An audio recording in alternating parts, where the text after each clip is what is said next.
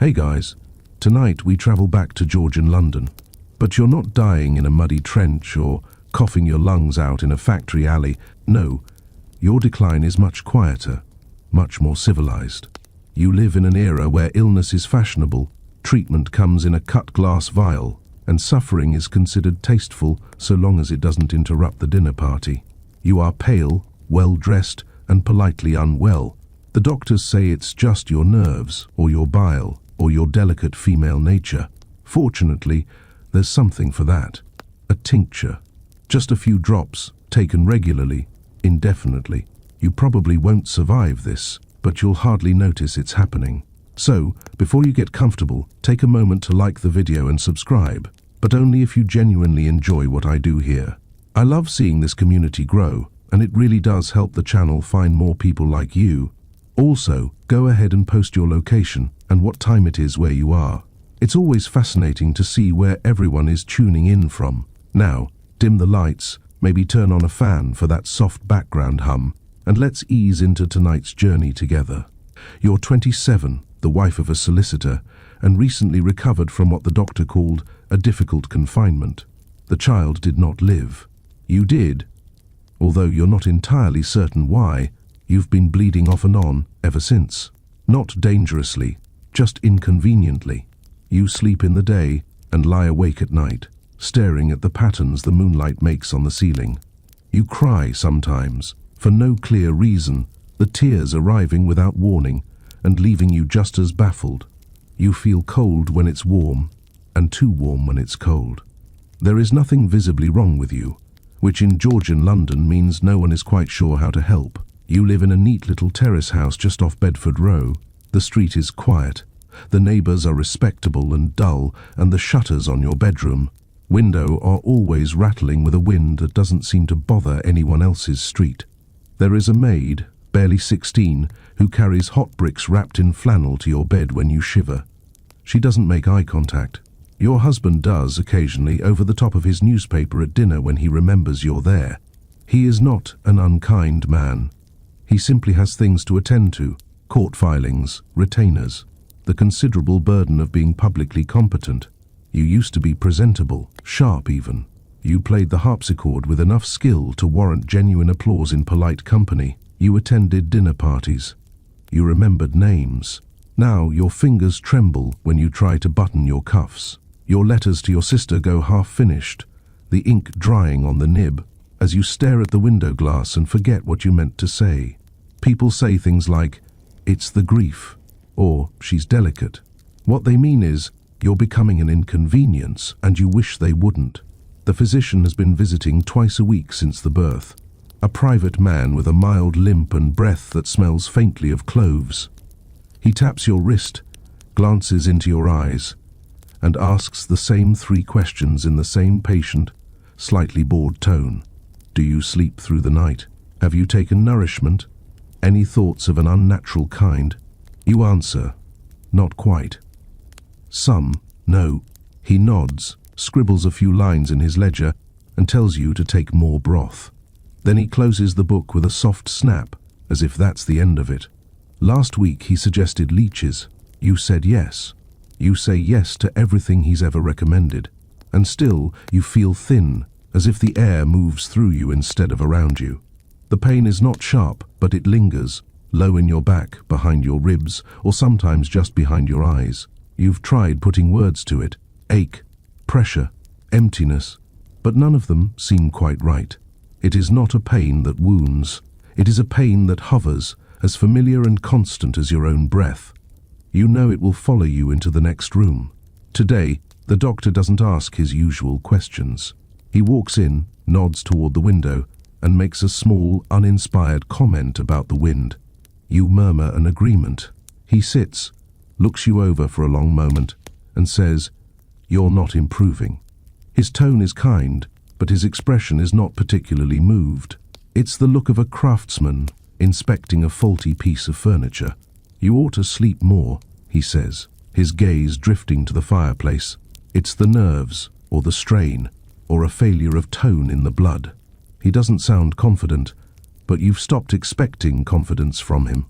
He opens his satchel, You watch him uncap a small ink bottle, dip his pen, and write out a label with your name and the number 25 feet.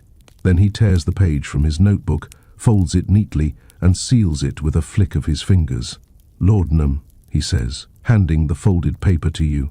"Take it sparingly. The apothecary will send it round." The next morning, a pale boy in a soot-streaked apron knocks on the tradesman's door behind the house. He mutters your surname and places a small wrapped parcel into the maid's hand. You watch from the top of the stairs. The boy does not look up. He vanishes without waiting for acknowledgement. You carry the parcel up to your room as if it might bleed if jostled. You sit on the edge of your bed to unwrap it. The glass of the bottle is dark brown and cool to the touch. The label is written in your doctor's careful, spidery hand, Mrs. L, 25 drops. Beneath that, a smaller note, as needed. You turn it over in your hands. There are no ingredients listed, no further explanation. You know of laudanum by reputation, the way one knows of absinthe or arsenic. Foreign, fascinating, and just slightly improper. It's a word whispered among women when one of them seems too calm or too strange. There's a faint, sweet smell of wine and something metallic, like iron, when you ease the stopper loose. You measure out exactly 25 drops. The liquid is a deep, reddish brown that stains the spoon but doesn't cling. You mix it into a lukewarm cup of tea and sip it without ceremony. It is bitter, almost medicinal, with an underlying sweetness that catches at the back of your throat. You set the cup down. You wait. It begins behind your eyes. The tightness you've carried for months begins to unwind. The weight in your chest does not lift exactly, but it seems farther away now, like something happening in another room to someone else. Your arms and legs go warm. The pain, or the memory of it, softens, dissolves, recedes. You lie back without meaning to. The pillow is cool against your cheek. The sheets smell of starch and sleep. Your eyes close on their own. You wake several hours later and feel, for the first time in weeks, as though you've returned to something. The ache is still there, but it's subdued, muffled. The air in the room is less sharp. You remember your own name without effort. The second cup of tea you pour tastes like tea again, not just hot water. You even manage to finish a letter you started last week, your handwriting steady and clear. When your husband returns from his chambers, he remarks that your colour has improved. You nod, say thank you, and excuse yourself to bed early. He seems relieved. You do not take the drops immediately the next day. You want to prove to yourself that you don't need them. You last until the afternoon. Then, as the familiar grey fog begins to creep back into the corners of your mind, you measure out another 25 drops with a slightly steadier hand. It works again. It always works. The pain recedes. The silence in the house grows less heavy, and your body feels, briefly, like a place you might wish to live in. The doctor returns the following week and asks how you're feeling. You say, "Much improved." He smiles, a thin, professional smile, writes something illegible in his ledger and says, "I told you it would help." You thank him. He does not ask if you've been following the dosage exactly. You do not volunteer the fact that you've begun to take it in the mornings now. Not every morning, of course. Just the difficult ones, the foggy ones, the ones when the light feels too sharp and the air presses too heavily on your chest. The maid changes your linens twice a week. She no longer glances nervously at the faint red smudges near the pillow. You find your appetite returning, though not for food. You eat little, but you no longer dread the feeling of sitting up in your dressing gown. You even consider attending church on Sunday. You mention this aloud, and your husband praises the idea. He kisses your hand at dinner. You feel nothing, but it is something, at least, to be congratulated. 2 weeks pass. The bottle is half empty. You only notice because it feels heavier on one side when you lift it, like something uneven has shifted inside. You hold it up to the light, not out of suspicion, but simple curiosity, and see the amber liquid sloshing sluggishly against the dark glass. You are not alarmed. You've been careful. You've taken only what was needed. Some days, not even that. But the ache is returning, not all at once, not in a way you can point to, but slowly, like water seeping back into a dry sponge. You wake with a dull pressure in your hips. You find yourself sitting longer at the breakfast table, your hands idle, your spoon forgotten beside a cup of cooling tea. The maid clears the tray and asks if you'd like her to air the sheets. You nod, though you don't quite understand the question. It takes you several seconds to remember what day it is. You take 25 drops, then 5 more, just to be sure. The pain doesn't go away, not completely, but it dulls again. Enough to keep the windows from pressing inward. Enough to quiet the part of your mind that keeps whispering unfinished thoughts. You do not call it more than what it is. You do not call it indulgence. You are simply managing your condition.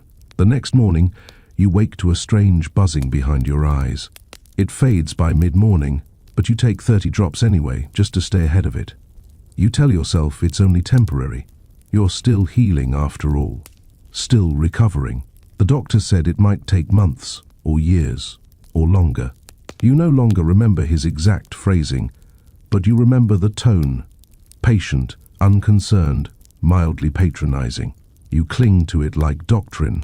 By the end of the week, you stop measuring the drops, not because you've given up on discipline, but because you've become efficient. You tilt the bottle with the practiced steadiness of someone doing fine embroidery. The amount is approximate, but you've grown familiar with the feeling you're aiming for. The moment just before the warmth begins, the flicker of weightlessness behind the sternum. You know what's required to reach it. You stop counting. Some days you forget you've taken it at all. You find yourself blinking in the drawing room, uncertain how long you've been staring at the same unlit fire. You pick up a novel and discover the page is dog-eared in a place you don't remember reaching. When your husband speaks to you, his voice arrives as if through thick cloth. You respond vaguely. You hope he doesn't notice. If he does, he says nothing. Once, you miss a dose entirely. It's accidental. The bottle slips behind the stack of folded linens on your nightstand. And by the time you think to look for it, your hands are shaking. Not visibly, not enough to alarm the maid, but enough that you struggle to button the back of your dress. You go without it through breakfast. Your mouth feels dry. The sunlight filtering through the shutters has a sharpness to it that makes your eyes water. By midday, your chest is tight. You feel as though you've been holding your breath for hours. When you finally find the bottle again, you drink directly from it. Not much, just enough to make the air soften around the edges. It hits harder when you take it that way, but it doesn't last as long. You take more an hour later. You sleep most of the afternoon. No one mentions it. That night at dinner, you excuse yourself early. Your husband nods, his attention already returning to his papers. You're grateful for the silence. You sit at your vanity and stare at your own reflection for a long time. There are new creases at the corners of your mouth you hadn't noticed before. Your eyes look too dark, the pupils wide and unblinking. You blink, and for a moment, the face looking back at you seems faintly, unnervingly amused. The bottle is nearly empty. You know you ought to mention it. Refill requests are usually sent through your husband, or by a quiet note left for the physician. There's a procedure, a civility to it, but something about the request feels accusatory. It implies excess. It implies you've taken more than was needed, and you haven't. You've only done what was required. You are not addicted. You are exhausted. You write the note yourself. You fold it once, seal it in an envelope, and hand it directly to the maid before breakfast. You tell her to deliver it to the apothecary on her morning errands. You do not involve your husband. You tell yourself it's to spare him the inconvenience. The letter is signed with your full name carefully. There is nothing improper about it. You worry the bottle will not be replaced. You think briefly that perhaps the doctor will refuse, will remind you of the dosage, will scold you for running out too soon. You brace for it. You rehearse a defense in your head, a quiet, dignified explanation of your continued suffering. But no response comes. That afternoon, a small parcel arrives, wrapped in oiled paper and twine. The maid sets it on the sideboard without comment. You wait until she leaves the room to open it. It's identical to the first. Same dark glass, same handwritten label, same reassuring weight in your hand. You feel something uncoil in your chest. Not joy, not even relief, just the quiet easing of a knot you hadn't realized was there. You open the new bottle and return the old one to the back of your nightstand drawer. It clinks against a tin of stale pastilles and an unused spool of thread. You mean to dispose of it later. You never do. The next week passes in a haze. You don't feel worse. You don't feel much at all. The days are manageable, so long as you begin them properly. 30 drops in the morning, perhaps a bit more by mid-afternoon, especially if you're expected to entertain callers. You still get dressed. You still brush your hair. You still say good morning when your husband emerges from his study. It all feels routine, mechanical, but no one seems to notice. You receive a letter from your sister, something about her eldest son learning to ride a pony. You read it twice before realizing you've retained none of it. You fold it carefully and place it with the others. You'll respond eventually. You visit the garden once. The day is clear. The hedges are neatly trimmed, the paving stones swept free of leaves. You sit on the bench nearest the lilac bush and close your eyes. The breeze lifts your hair slightly. Somewhere nearby, a dog barks. You can hear your maid's footsteps on the gravel path behind you, but you don't turn. You tell yourself you'll stay outside for an hour. You last 12 minutes. The walk back to the house feels longer than it should. That evening, you refill your teacup and add the drops without counting. The bottle tilts familiarly in your hand, like a glass you've held too often to question its purpose. You swirl the dark liquid into the cup and drink it while it's still warm. You feel your muscles loosen one by one. The ache in your back becomes distant. The creak of the floorboards quiets. The edges of your thoughts grow round and untroubling. You rest your head against the high back of the chair and feel briefly like someone else might be doing the thinking for you. You wake in the same chair several hours later. It's dark outside. A candle has burned halfway down beside you, the wax pooling on the saucer. Your fingers are stiff. You can't remember what you were reading, or if you were reading at all. You rise slowly, steadying yourself against the armrest, and walk to the wash basin without turning up the lamp. You do not look in the mirror. In the morning, you're careful. You measure 25 drops exactly. You tell yourself it is a return to discipline, that you will space your doses more deliberately, that you've simply been tired and the weather has been poor and the house too quiet. You sip your tea with a forced, theatrical slowness. It doesn't work as well. Your headache lingers. You consider taking more. You don't. You wait. An hour later, you add another 10 drops, quietly. When the doctor arrives that afternoon, you feel composed. You sit on the settee in your afternoon gown. You ask after his wife, and he seems pleased by the question. He remarks that you look well. You thank him. He asks if the laudanum has helped. You say yes. He does not inquire further. He does not ask how often you've taken it, or when you last needed it. He does not inspect the bottle. He jots something down in his ledger and leaves. You finish the last few drops 3 days later. You don't realize it until you tilt the bottle and nothing comes out. A single thick reddish-brown smear clings to the inside of the glass, but it will not pour. You tap the side. You scrape at the neck with the handle of a spoon. You almost lick the rim, but you stop yourself. You sit back. You fold your hands in your lap. You tell yourself this is a good thing. A pause, a moment to regain your balance. That evening, you do not sleep. You lie awake with your eyes closed, feeling every wrinkle in the linen beneath you. Your spine aches. Your stomach knots. The mattress creaks every time you breathe. You feel strangely, intensely aware of your own skin, like you're wearing something that doesn't fit quite right.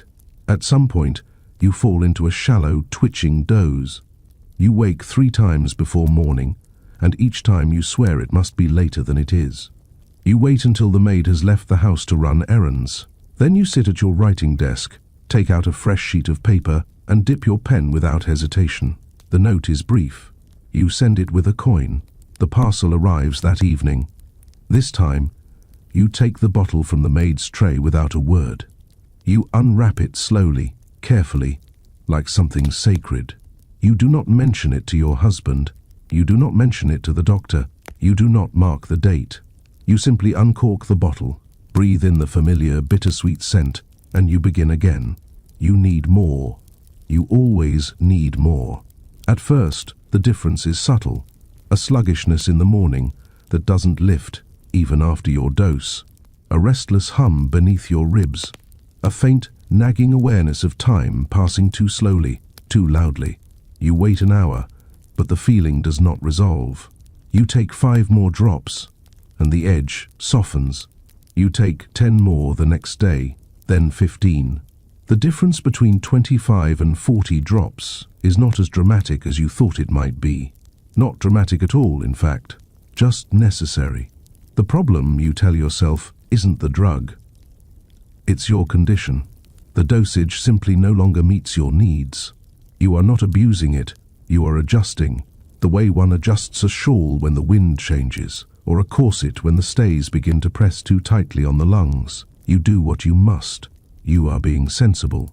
You forget things. Not permanently, just briefly. Just long enough to start a sentence and lose your place in the middle of it. You trail off in conversation and press a hand to your forehead as though the thought escaped you in a puff of light. Your husband doesn't notice, or pretends not to. You forget an appointment with the seamstress. You forget what day it is when the weekly bills arrive. You forget, for a moment, how long it's been since you last left the house. It's not alarming. It's just inconvenient. You keep a small notebook now. Not a diary, nothing sentimental, just a list of things you mean to do. Notes to yourself in careful, looping script. Letters to respond to. Deliveries expected. Times when the maid will be out. You read it every morning and forget it by lunch. Still, you feel better having written it down. It means you're managing things. Your hands shake more than they used to. Not dramatically, not enough to drop a teacup, just enough that you pause longer before lifting it.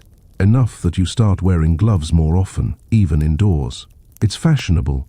It's modest. It hides the subtle tremors well. Sometimes, when you've taken too much too quickly, your vision shimmers faintly at the edges. Not darkness exactly, just an odd warping of the light, like looking at the world through old, uneven glass. It passes. You sit down until it does. You've learned that you slur your words slightly during these spells, so you try not to speak. Once at dinner, your husband asks if you're quite well. You smile and say, "It's just the weather." It's always the weather. He nods. He does not press. You admire that about him. His ability to accept an answer regardless of its truth. The doctor notices. He doesn't say so directly, but his gaze lingers a bit too long when you hand him the bottle for his cursory inspection. The label is worn at the corners. The ink is smudged slightly from your handling. He turns it over in his hand and hums softly to himself. You keep your expression neutral. He raises an eyebrow, a faint clinical gesture, and then, without comment, opens his bag and produces another bottle, already wrapped. You feel a flash of something. Not guilt exactly, but the memory of guilt, a reflex. It passes. You thank him and see him to the door. You begin to plan your days more carefully. You take your first dose earlier now, sometimes before the maid arrives with your morning tea. It helps you dress, helps you sit still, helps you move without the feeling of immense effort. You take the second dose by mid-afternoon. The third is only if needed, if it's been a long day, if your husband has guests, if there's correspondence that absolutely must be answered. You tell yourself it's all very controlled. The refills come more frequently. You do not count the days between them, but you can tell by the weight of the bottle in your hand when it's running low. You send for more without hesitation. You begin to rotate apothecaries sometimes, just in case. One near Lincoln's Inn Fields, one near the square, a third that knows your name but never says it aloud. No one questions the prescriptions. The doctor's handwriting is always the same. It's a well-known fact that laudanum was cheaper than gin in this period, and far more respectable. You're not a drunkard in a back alley. You're a patient under a physician's care. You wake once in the middle of the night with your heart racing. You're not sure why. The room is dark, the house silent. You're not sweating, not fevered, but something in you is lurching, a sense that the edges of your body are blurring, or that you've been hollowed out and loosely reassembled. You sit up, you sip water, you open the drawer and reach for the bottle. You hesitate, just for a moment. Then you take a measured dose and wait for the calm to return. It does. You begin to lose time, not in great spans, just in pieces. A misplaced hour here, a forgotten errand there. You look up from your letter-writing desk and realize the candles have burned halfway down. You open a novel and find your bookmark is a full chapter ahead of what you remember reading. You find yourself standing in the kitchen with no idea what you meant to do there. These are small things, harmless really. You start keeping a second bottle, not because you need two, but because you fear running out. You keep one in the nightstand drawer and one hidden in a hat box in the wardrobe. You rotate them to even out the wear. The older one is cloudy now, the labels starting to peel at the edges. You hold it in your hand sometimes, like a charm. Your husband mentions your appetite, not critically, just in passing. He says you've grown thin. He brushes your shoulder lightly at dinner and asks if the cook has been preparing your favorites. You smile. You say yes. You excuse yourself early. He doesn't object.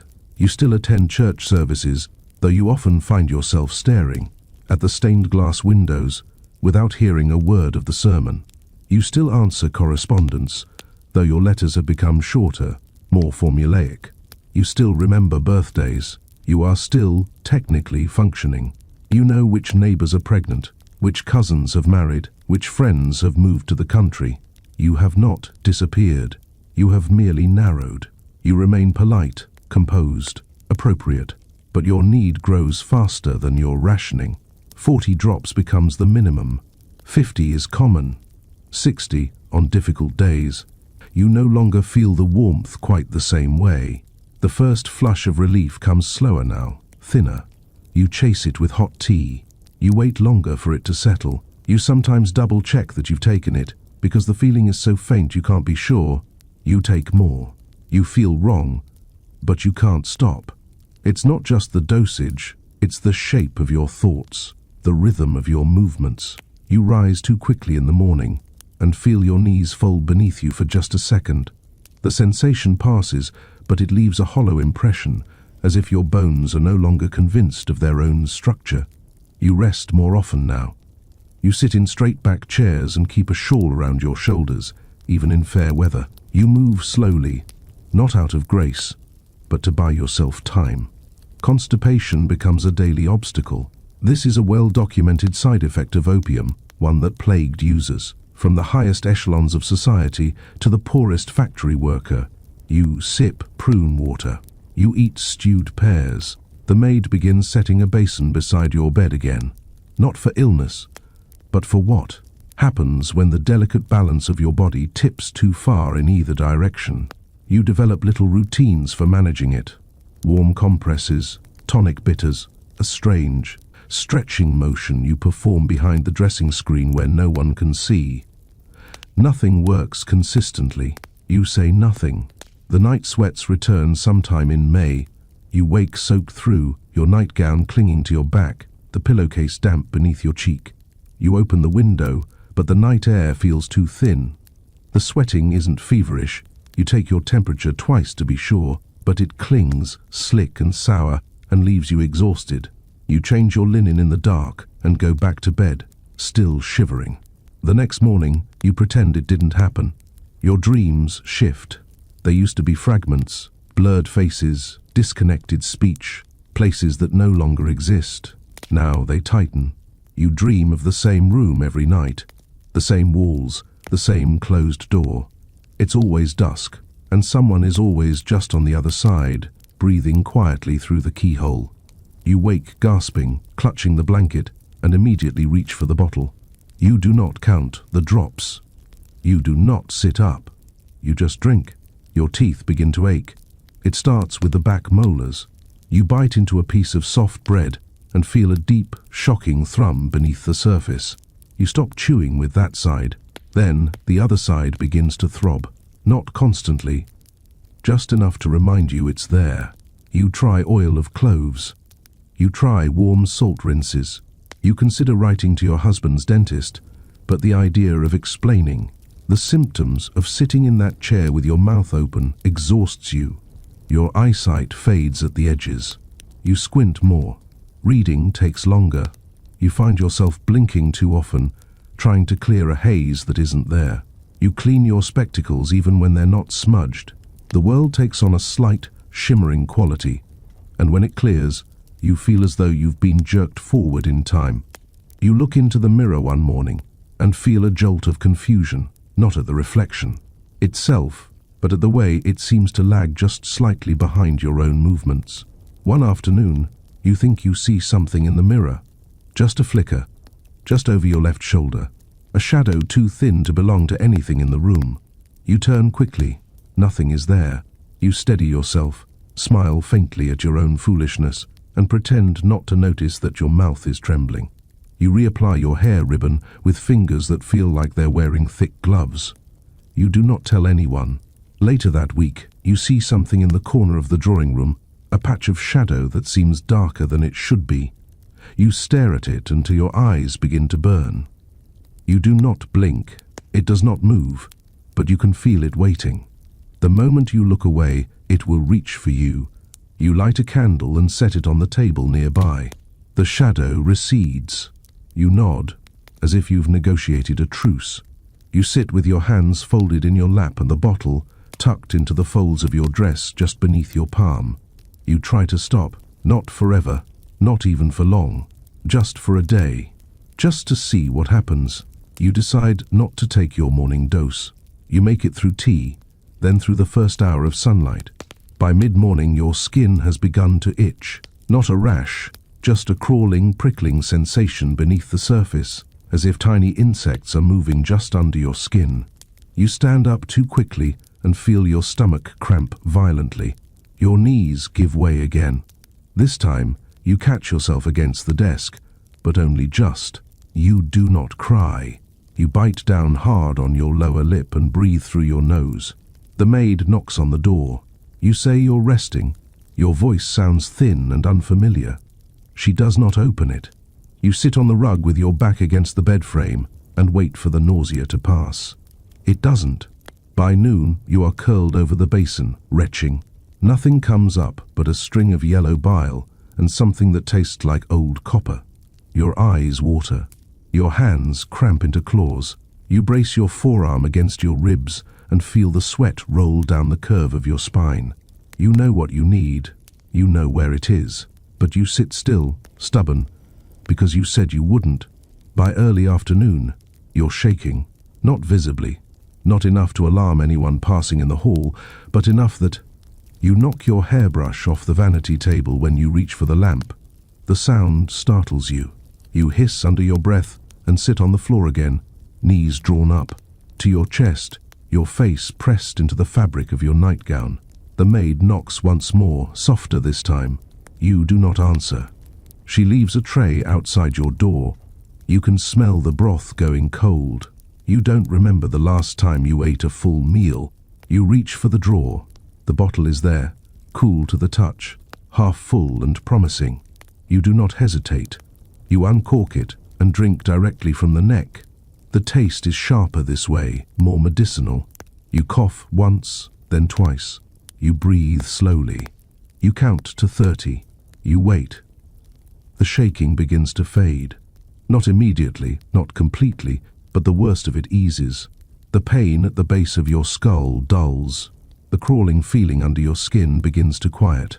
You close your eyes and lie on your side, still on the floor, one arm curled. Under your head, the other wrapped loosely around your waist like a brace. You wake some time later, and the window is dark. The candle has burned low.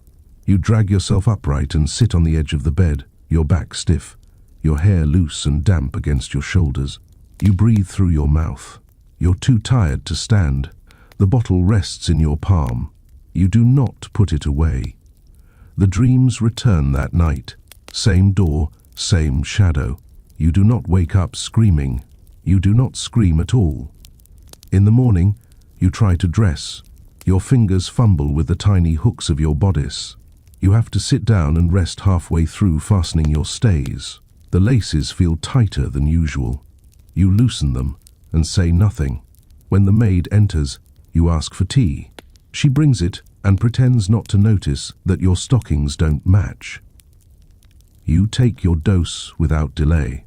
You measure it with a slightly steadier hand than yesterday. You stir it into your tea and drink it quickly, the way one might swallow a bitter truth. You do not sit down right away. You wait to feel the warmth. You wait for your blood to slow. You wait for the world to settle. It takes longer than it used to. You add another splash, just a small one, just to catch up. The trembling begins to fade again. Your shoulders stop twitching. Your hands return to something close to stillness. You press your fingers to your temples and breathe deeply. The ache is still there, but it has softened into the familiar, manageable shape of endurance. You are forced to ask for help, not aloud, not directly, but visibly. You no longer leave your room without preparation. You eat only when pressed. You cannot fasten your own stays anymore. The maid does it for you now, her young fingers uncertain against the tight, sagging laces. You avoid the mirror. You speak in short phrases, or not at all.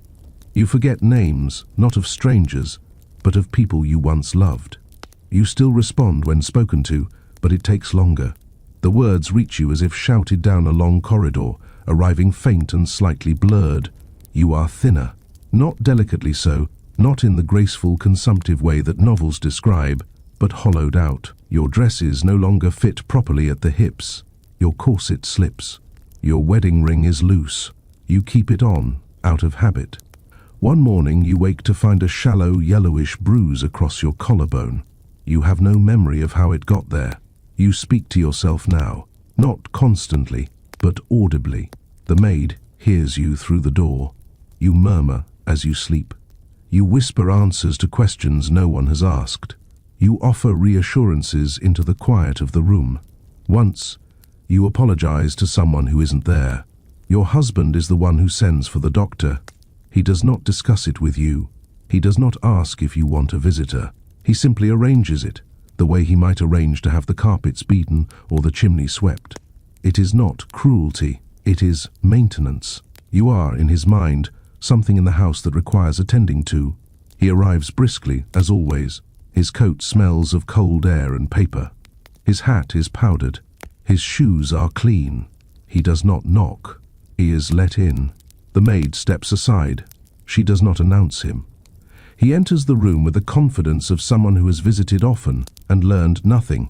You are sitting upright, barely. You arranged yourself that way when you heard the carriage pull up. Your arms are folded in your lap. Your ankles are crossed, but not tightly. You have combed your hair. You have put on your gloves. You do not remember doing these things, but they have been done. He sits across from you. He taps your knees with 2 fingers and watches the reaction. He opens your eyes wide with his thumb and stares into the whites. He shines a small lamp against your pupils. You flinch. The light feels like heat. He makes a note in a small book you don't remember him bringing before. His handwriting is tight, purposeful, and unreadable from where you sit. He asks if you're sleeping. He asks if you're sleeping. You say yes. He asks if you're eating. You say yes. He asks if you're in pain. You say no. He does not challenge your answers. He records them with a small, satisfied nod. You know what he will write in his report. You have seen the words before, or heard them whispered.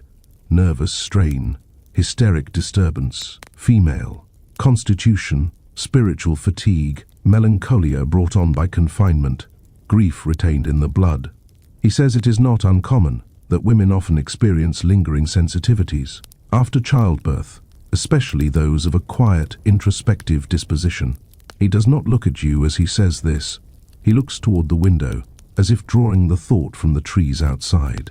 He mentions the change of season. He suggests that the coming summer may bring relief. He tells you to avoid reading anything too emotionally stimulating. The doctor asks if you still require laudanum. You hesitate, just briefly, just long enough that the silence becomes meaningful. You say yes. He nods again, as if he already knew. He adjusts his cuffs. He does not ask why your dosage has increased. He does not ask how often you take it. He does not ask whether it helps. He says, if it allows you rest, it's doing its work. You think of that phrase for hours afterward, doing its work. As though this state, this suspended, silent, slow-dripping decay, were a form of productivity. As though being quiet and compliant and steadily dissolving were proof of treatment. You feel a sudden, sharp urge to laugh. You do not. You do not have the breath for it. He closes his notebook and rises. He does not offer his hand. You do not reach for it. He calls softly for the maid. She appears instantly, like a creature summoned. He says, you should have broth and rest. No visitors. Light reading only. A turn about the garden if possible. He does not look at you when he says this. He pauses at the door and says, almost as an afterthought, continue with the drops. They're doing you good. He does not wait for a response. He steps out. Morning, or maybe it's evening. There is light behind the curtains, but it is grey and unhelpful, the kind that settles over the room like dust. You're lying on top of the coverlet, half-dressed, one stocking still rolled down around your ankle. Your throat is dry. Your mouth tastes metallic. When you sit up, your hair pulls against the back of your neck, stiff with dried sweat. There is a crease in your cheek from the embroidery on the pillow, deep enough to ache when you touch it. The fire has gone out. The embers are cold. You do not remember whether it was lit at all. The tea tray is sitting on the side table. The pot is full but cold. A slice of bread, half eaten, lies on the carpet by your foot. You stare at it for a long time before realizing it is yours. You rise slowly. Your knees pop. There is a throb behind your left eye that pulses with each heartbeat. You pull your shawl around your shoulders and make your way to the basin. The water is tepid. There is a film of dust on its surface. Your reflection blurs when you lean over it. You blink. The movement hurts. One eye is red-streaked and wet at the corner. You press a cloth to it until the burning dulls. Then you stand again, unsure whether you were meant to be going somewhere. The note is on the writing desk. You don't remember writing it. You don't remember reading it either. It's in your hand, unmistakably, though the script is looser than usual. Slanted, unguarded. Your name is written at the top of the page, as if someone else had addressed it to you. Beneath that, 2 lines of sentence fragments. The first half crossed out in heavy strokes. The rest is smudged. There's something about Thursday, or Thursday's girl, or thirst. You hold the paper to the light, but it doesn't help. You check the hall. No one is there. The air outside the room is stale but undisturbed. The maid hasn't come, or if she has, she left quickly. Your boots are still by the door. Your gloves are missing. One sits on the stairs, bowled into itself like a dropped rag. You pick it up. It's damp and warm from the radiator. You do not remember leaving it there. You check the bottle. It is not empty, but it is lighter than you expect. The level has dropped noticeably. You tip it forward and catch the scent. Sweet, sharp, chemical. Your stomach knots in anticipation before you've even tasted it. You wonder how many doses it takes to erase a day. You wonder if it's only been one day. There's a smear on your wrist, pale, dry, a trace of something rubbed in and wiped away. You scrub it off with a cloth and do not try to guess what it was. You sit in the armchair, bottle in hand, and try to reconstruct the previous day. There is a gap where morning ought to be. No memory of tea, of footsteps, of firelight or letters. You think someone may have visited. There was a voice, or two. You remember the way the floor creaked by the fireplace, not under your weight, but someone else's. You remember a shadow crossing the curtains. You do not remember a face, only a presence, something that stood too close, then left without a sound. You tell yourself it could have been the maid, or your husband, or the doctor, or someone you invited and forgot. The last possibility troubles you most. Your hands are unsteady. You set the bottle down. You press your palms together until the ache becomes sharp enough to confirm your own skin. You stare at the table. You consider writing again, but the pen is gone and the ink has dried in its dish. You do not want to ask for more. Later, you find a cup in the upstairs corridor, ceramic, unglazed, not from your usual set. There is a lipstick smear on the rim. You do not wear lipstick. You sit down on the top step and hold the cup in both hands as if it might explain itself. You think you remember laughter, once sharp, yours. You cannot recall what it was about. The light shifts again. It grows darker, or at least narrower. The window panes begin to rattle faintly, as though a storm is making up its mind. You find your dressing gown on the floor near the bed. You do not remember undressing. You do not remember dressing either. There is something under the bed. A book, face down, pages bent. You retrieve it carefully. It is a volume of sermons. Inside, a scrap of paper with only one word, enough. You do not know if it was meant as a note or a label. You set it on the nightstand and forget it there. Eventually you drink. Not with the usual ritual. No tea, no water, no counting. You open the bottle and tip it straight to your lips. The taste is worse this way. Thicker. It coats your teeth. It bites the back of your throat before spreading into the familiar warmth. You do not chase it with anything. You do not wait for the edge to smooth. You lie down on the rug beside the bed, too tired to climb in, and close your eyes. The room bends slightly at the corners. The floor tilts once, then again. The sensation is familiar now, like walking across a boat's deck in heavy shoes. You do not mind it. You do not resist. The dreams, when they come, are heavier than usual. They do not flicker or shift. They hold you in one place, one long corridor with too many closed doors. You knock at each in turn, but no one answers. You open one door and find your own reflection. She is younger. She is waiting. A few days pass. You're outside briefly. It isn't planned.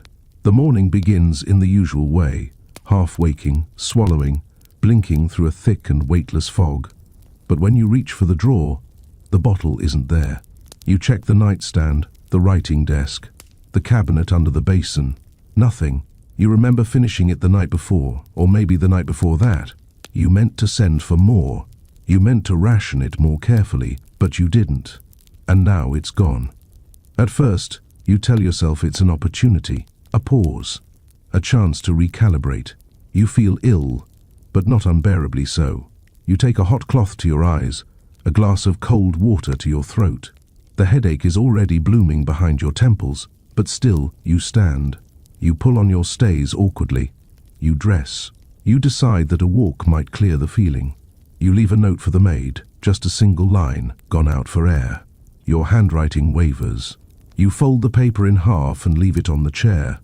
The street is quieter than you expected, pale, unmoving. The sky's blank white.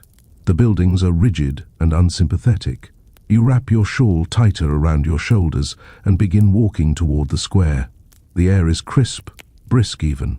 Your shoes feel wrong on the cobblestones, heavy at the toe, unsteady at the heel. You adjust your pace. You lift your chin. You tell yourself you're simply out of practice. The sunlight is too bright. Not warm, just intrusive.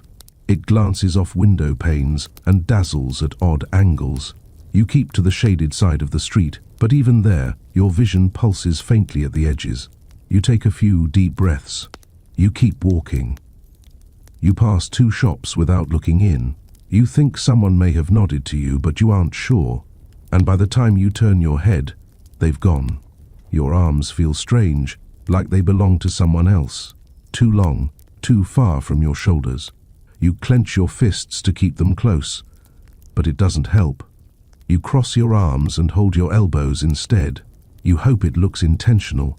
A dog barks suddenly from an open window above. You flinch. The sound splits something open in your head.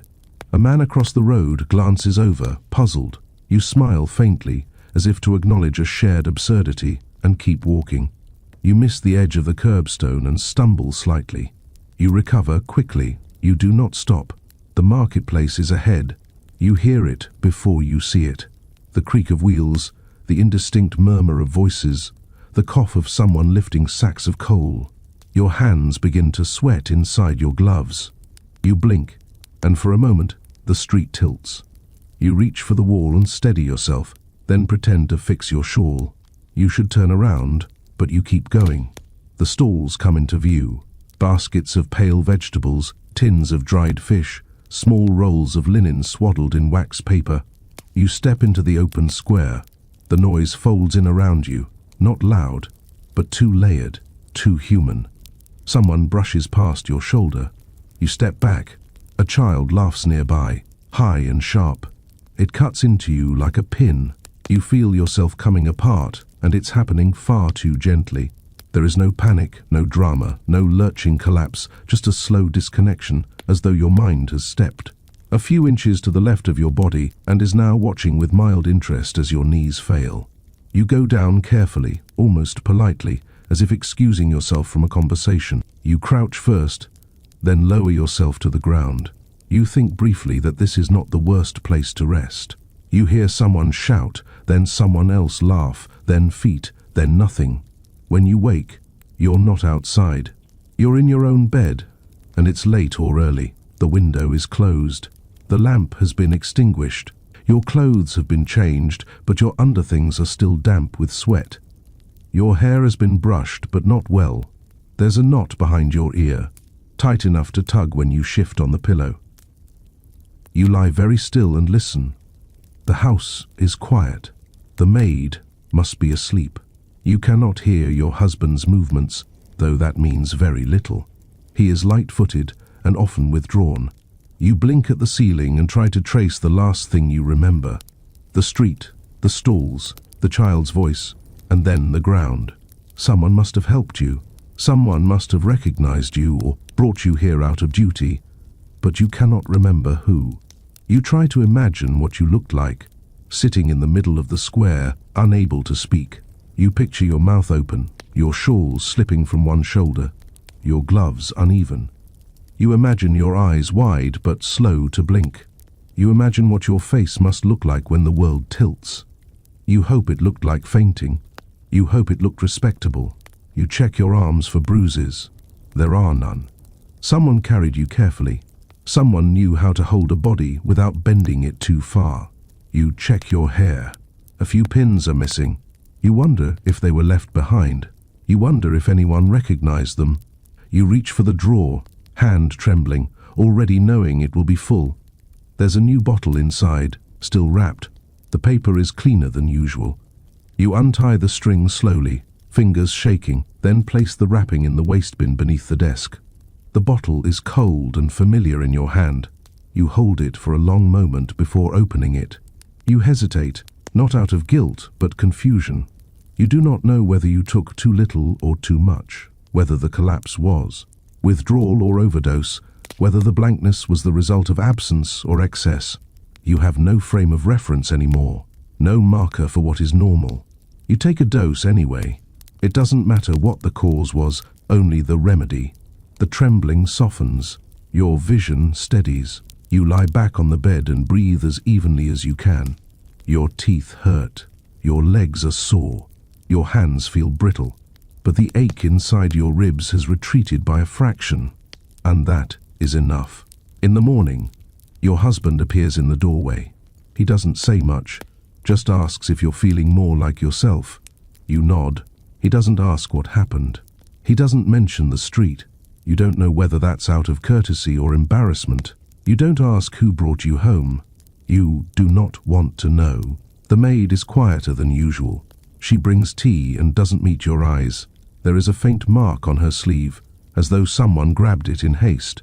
You think of asking her gently, offhandedly, if she saw you yesterday, but you don't. You sit by the fire and sip your tea.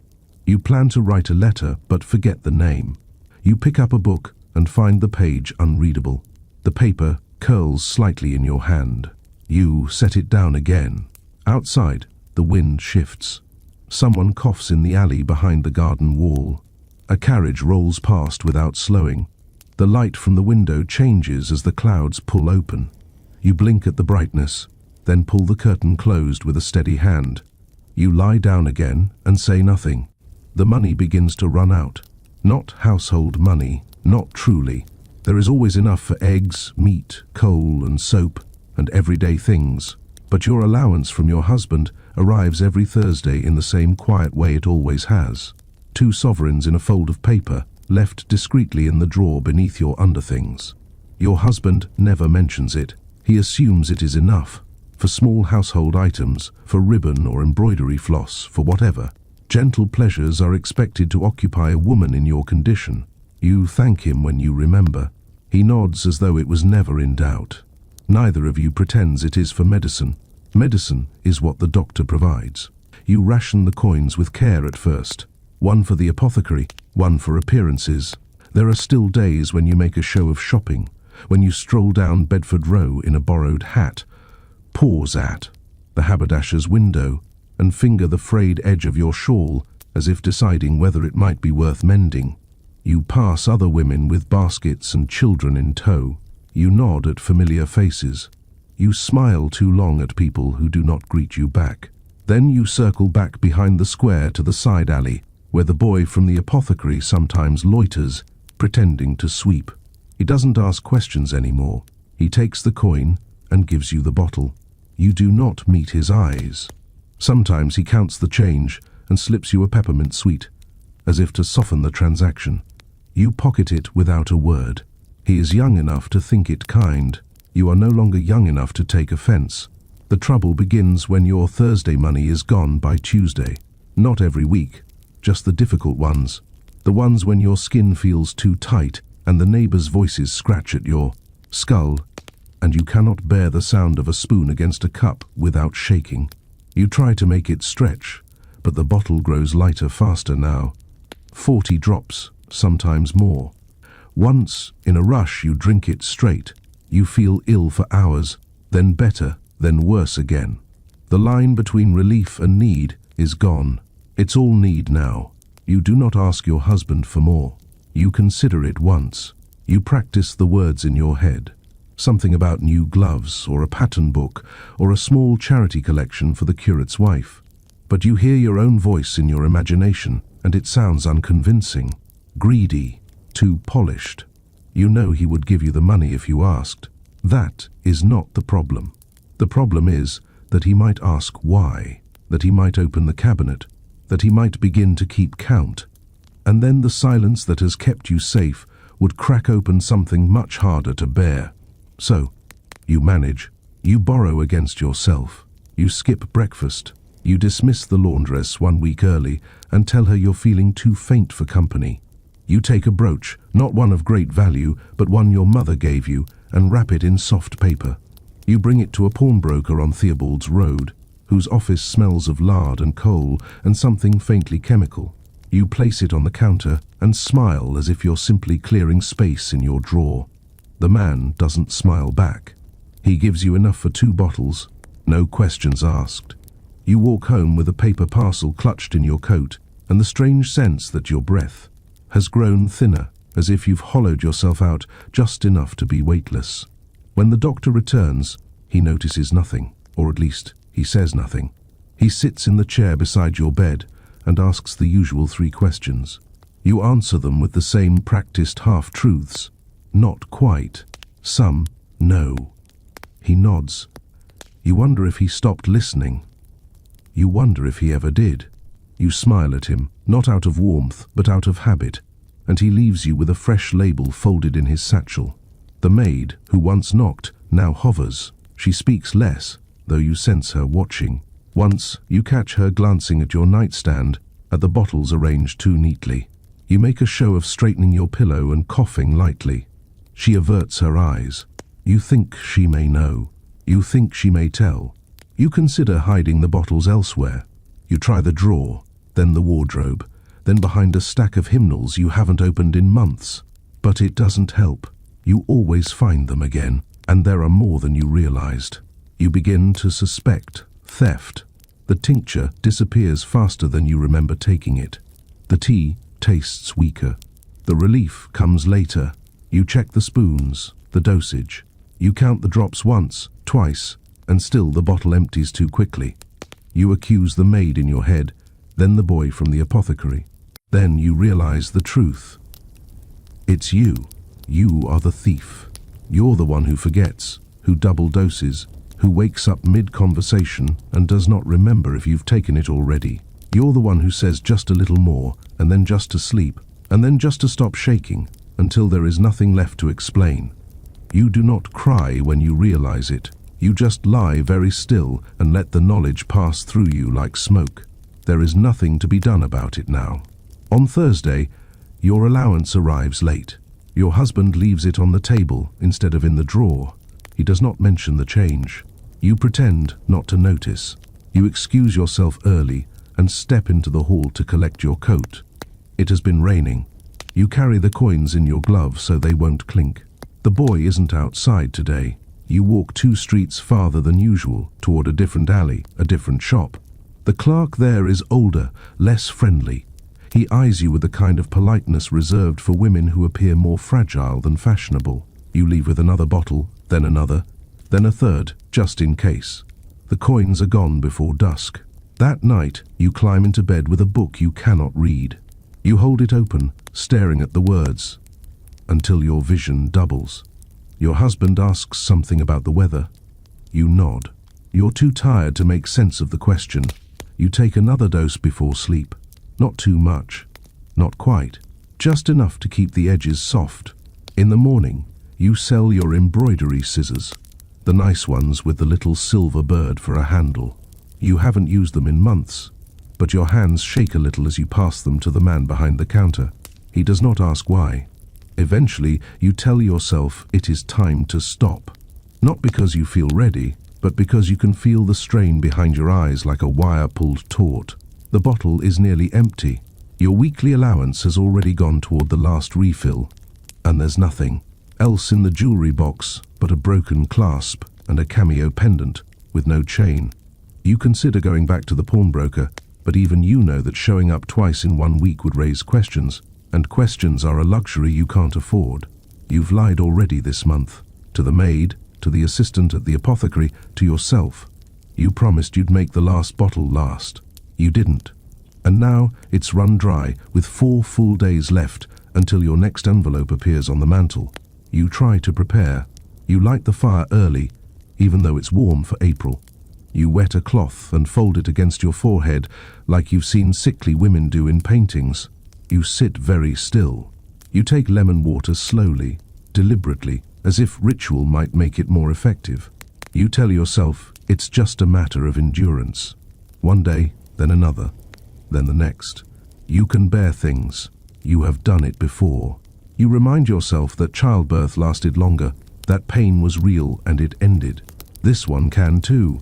You whisper this to yourself over and over, as if it were a spell.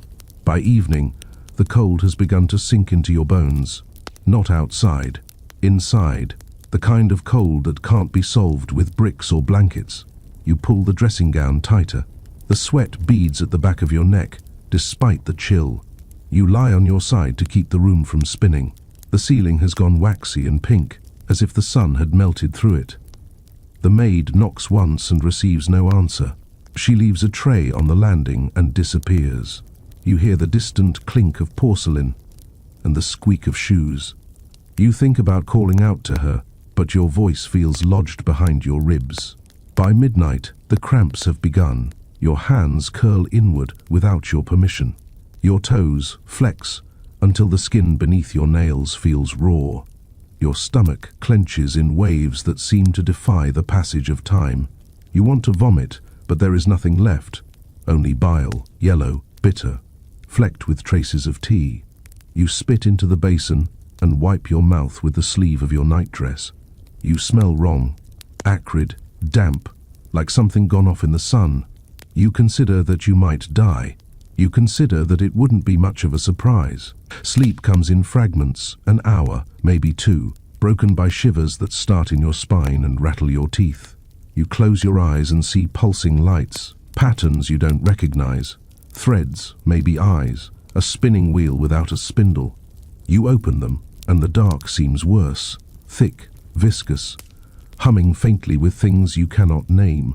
You think about calling for your husband, about telling him everything, but the thought of his expression, the bewilderment, the shame, the sense that you have failed at something no one ever asked you to do, is worse than the silence.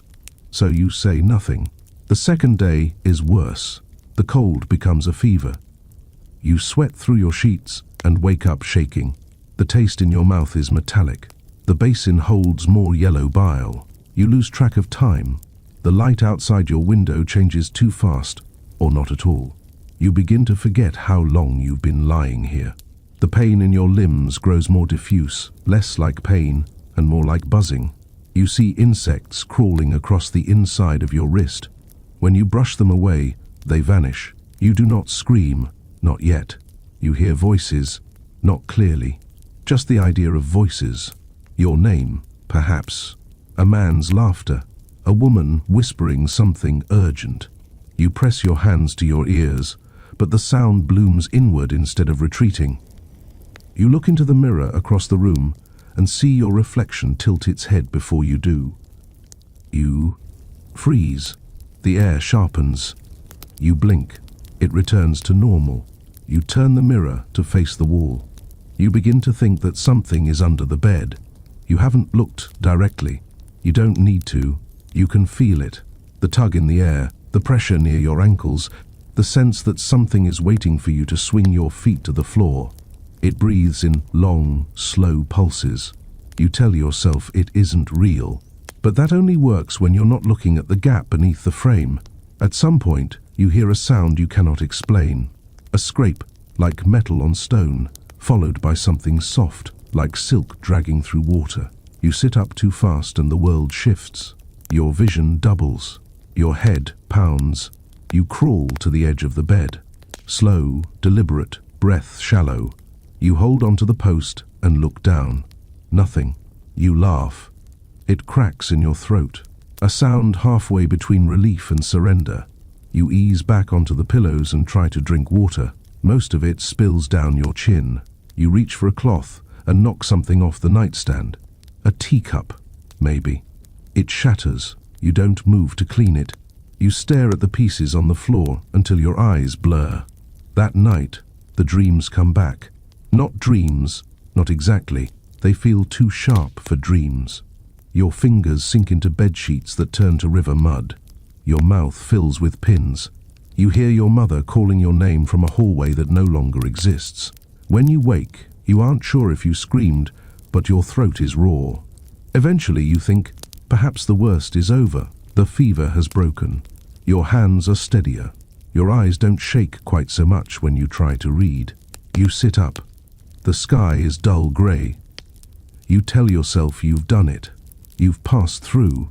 There's something faintly victorious in the thought. Then the light shifts just slightly and you see it. In the corner, or near the mirror, or crouched just past the doorframe. You do not remember what it looks like, only how it made you feel. Like you were being seen too closely. Like your name was being peeled from your skin. Like time had stopped obeying its own rules and left you behind in a version of the room that wasn't quite yours. You scream. You scream hard enough that your throat goes hoarse. You scream again and hear footsteps. Doors open. The maid's voice, then silence. The thing is gone. You lie back. You reach for the bottle. There are only a few drops left. You uncork it, tilt it into your mouth, and hold your breath to keep from gagging. The taste is wrong. Burnt, bitter, but you swallow anyway. It's not enough. Not even close. You cry quietly, the way one does when no one is coming. You close your eyes and wait for the trembling to fade. It doesn't, so you reach for the bottle again and begin scraping the inside with a spoon. The days lose their edges. You are not sure when this started. There is no moment you can point to and say, that was the last time I was myself, if there even is a self left. The face in the mirror shifts when you look at it. Sometimes she smiles, sometimes she scowls. Sometimes her lips move before yours do. You stop looking altogether. You lie curled beneath the covers, not sleeping, but not quite waking either. Your limbs are stiff and cold. Your fingers twitch, but you can no longer write. You tried a letter perhaps, an apology, but the pen wouldn't behave, and the words slipped away. You managed a few lines, disjointed, half-spelled. You can't remember what they said. You tore it up.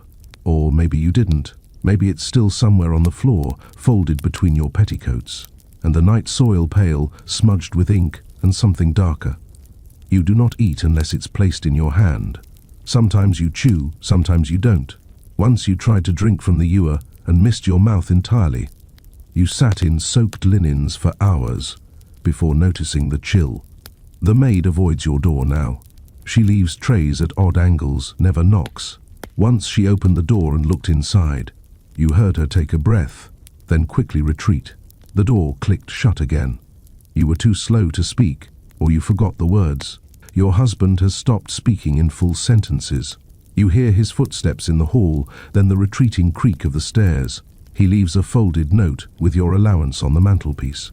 He used to tuck it into your hand. Now he doesn't cross the room. Sometimes you forget his name. The smell of the room has changed.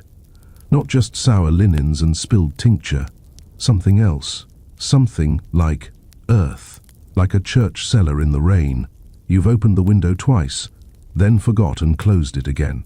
The air inside presses inward, damp and heavy, like breath you didn't take. You see people who aren't there. Sometimes they sit at the end of the bed. Sometimes they stand near the window and look out as if waiting for something. One of them wore your mother's shawl.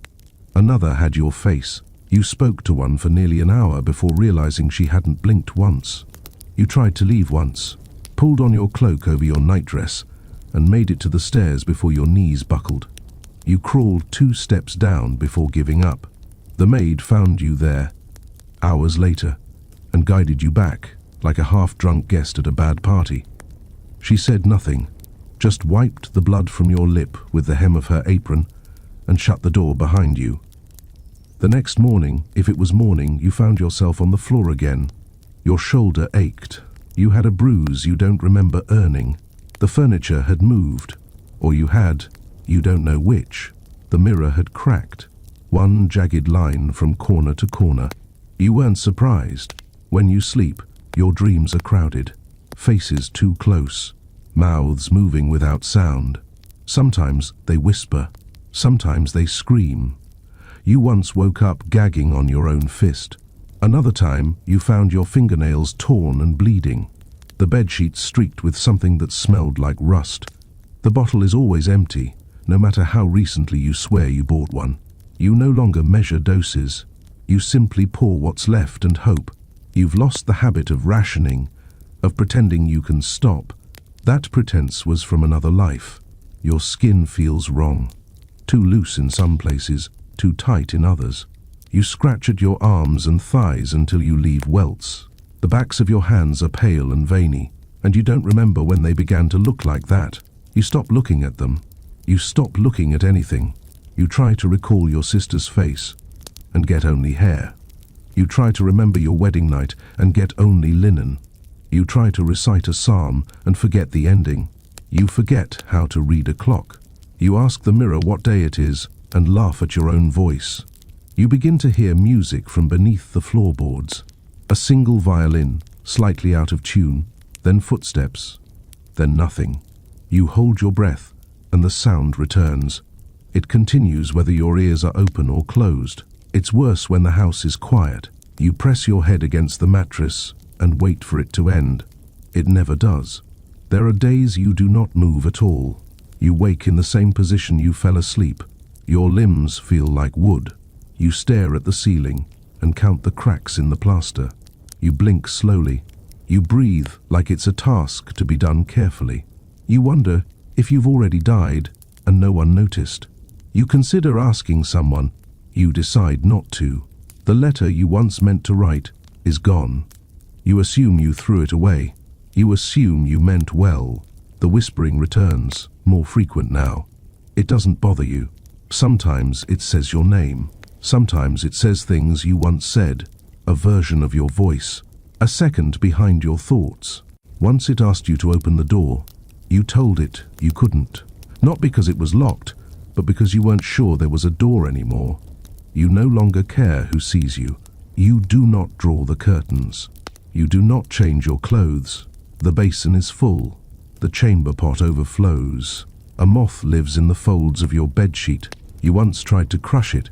Then you forgot what you were doing. Someone knocks. Not the maid. Not your husband. Someone heavier, with boots. They knock twice. then open the door without waiting. You don't lift your head. You don't speak.